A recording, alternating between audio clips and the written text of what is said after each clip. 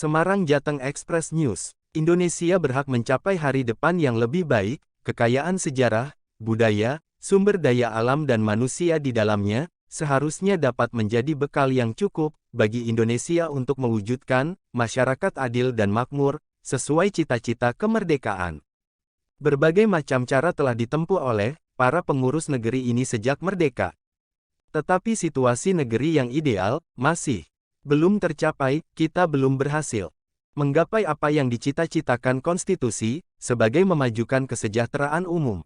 Sebanyak 700 relawan, Sekretariat Kolaborasi Indonesia atau SKI Jawa Tengah, mengikuti seminar restorasi kepemimpinan Indonesia, yang berlangsung di Mutiara Ballroom, Metro Park View Hotel Semarang, Minggu, tanggal 11 September tahun 2022.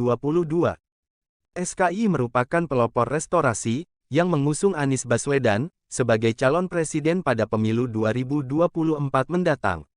Kegiatan seminar restorasi kepemimpinan Indonesia itu, menghadirkan narasumber, Profesor Dr. Suteki Sarjana Hukum, Magister Humaniora, Guru Besar Fakultas Hukum, Universitas Diponegoro Semarang, Dr. Iis Purnamasari Sarjana Pendidikan, Magister Pendidikan, dosen pasca sarjana Apgris dan Kiai Haji Bukhori Yusuf LC, Master of Art, anggota DPR RI dari fraksi PKS.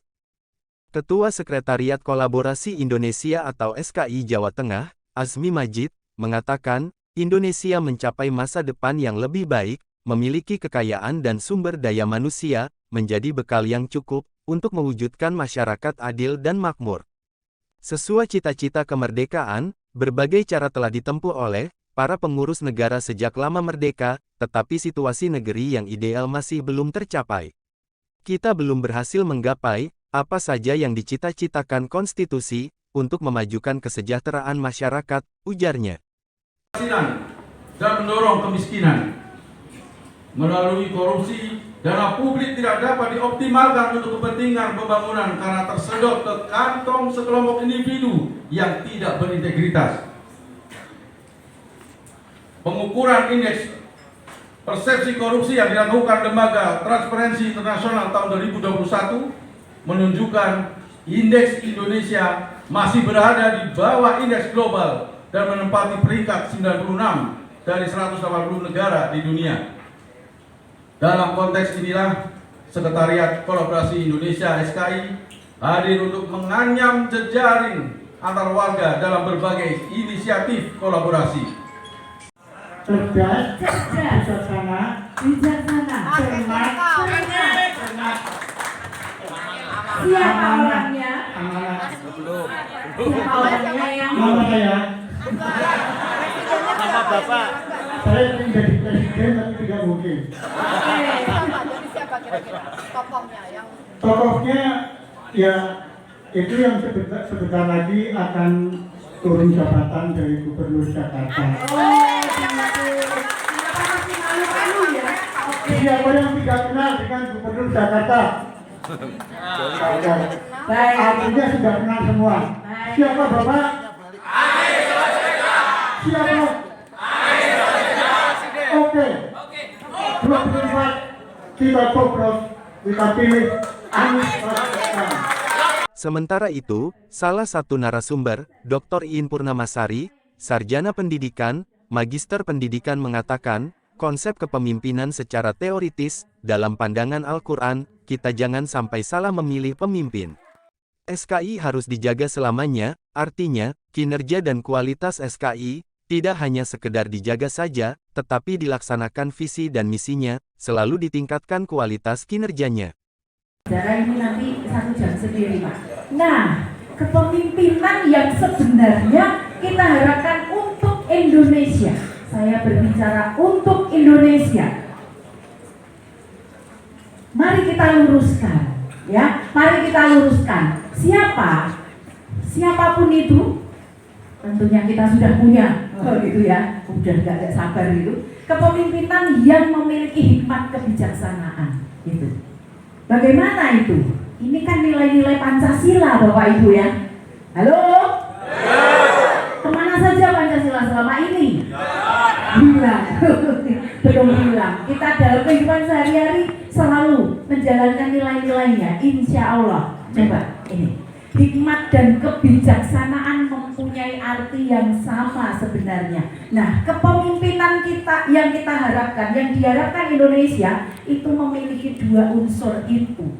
Hikmat itu yang diartikan lebih ke arah ketinggian level secara batiniah, bijaksananya lebih kepada level berpikir. Hal senada disampaikan narasumber Profesor Dr. Suteki Sarjana Hukum, Magister Humaniora, dari Universitas Diponegoro Semarang, menuturkan, dalam menangani krisis di Indonesia, harus ditangani secara ekstraordinari, tidak hanya begitu saja, tapi oleh pemimpin yang ekstraordinari, pemimpin yang luar biasa. Diberhentikan tidak boleh mengajar Pancasila, karena tadi radikal. Ya. Jadi di sila keempat, tadi sudah singgung sedikit, itu soal ada kerakyatan yang dipimpin oleh hikmat kebijaksanaan. Nah, apa itu kerakyatan? Kerakyatan itu kalau saya pahami, itu sebenarnya kalau di buku 1 Filsafat Pancasila disebut dengan istilah kedaulatan rakyat, yang dalam bahasa modern disebut dengan demokrasi. Tapi sebenarnya itu adalah bagaimana kita mengurus rakyat. Bagaimana kepengurusan rakyat itu dipimpin oleh hikmah dan kebijaksanaan. Betul kan?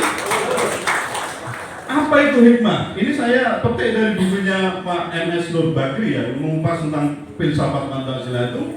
Hikmah itu adalah dituntut oleh wahyu ilahi. Nah, berarti apa? Tidak boleh kita lepas dari namanya kitab suci. Politik tidak boleh dilepaskan dari agama, agama tidak boleh dilepaskan dari politik. Ini bukan soal politik identitas, tapi memang karena kita ini sebagai religious nation state, pura-puranya kan gitu ya. Anda bisa lihat di konstitusi dan juga pasal 29 dan juga sila keempat tadi, sila pertama, ketuhanan yang maha esa. Kita ini sebenarnya notabene adalah religious nation state, sebagai negara bangsa yang religius. Jadi aneh kalau kita diminta untuk memisahkan antara agama dan politik. Itu lucu banget. Harus kita kaitkan, artinya apa? Kita membuat hukum, membuat ketentuan di Indonesia ini pun mesti salah satu sumbernya adalah wahyu ilahi.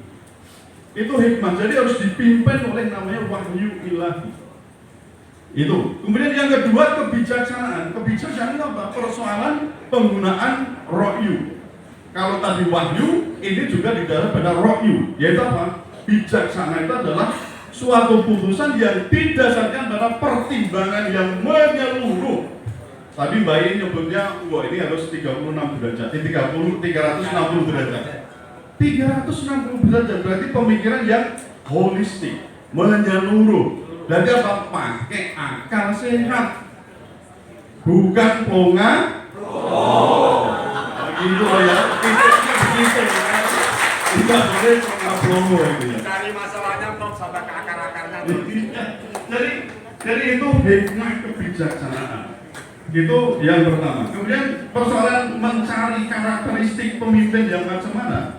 Saya punya 9 resep karakter pemimpin yang tadi. Sebenarnya hikmah kebijaksanaan itu intinya. Yang pertama adalah timbul tenggelam bersama rakyat. Wah, betul kan? Ini kalau saya lihat ini kayaknya dulu juga pernah timbul tenggelam. Ini wajah-wajah kecewa. Mengapung terus isinya ada tidur. Iya, termasuk saya ini, saya juga kecewa ya.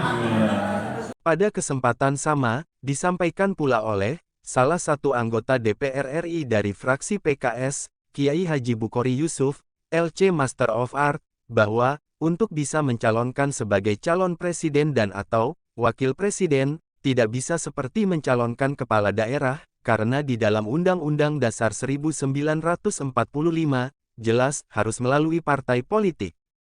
Inilah dampak strategis partai politik tidak lagi berperan sebagai perahu kendaraan, tetapi partai politik dinyatakan secara eksplisit, oleh Undang-Undang Dasar 1945, sebagai pemeran utama. Hal seperti ini, saya kira SKI perlu mendiskusikan lebih cermat dan lebih cerdas, supaya bisa memberikan edukasi kepada masyarakat. Apa edukasinya?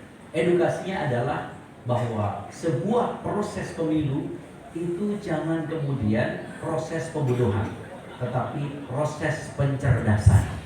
Dengan proses pencerdasan, maka bangsa kita ini ketika memilih atau tidak memilih itu ala basiratin ana wa man ittaba'ani, yaitu betul-betul dengan pemahaman, betul-betul dengan keyakinan.